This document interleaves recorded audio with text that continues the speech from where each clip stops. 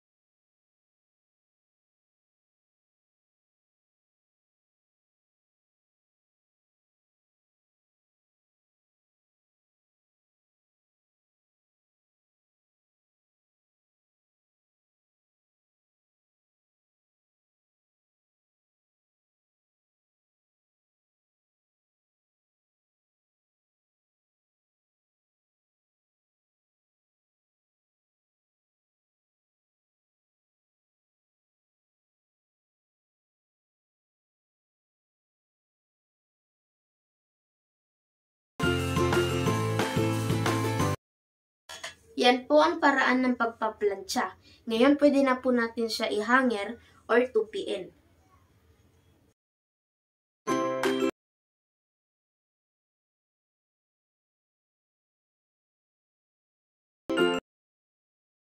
Thank you po sa panunood.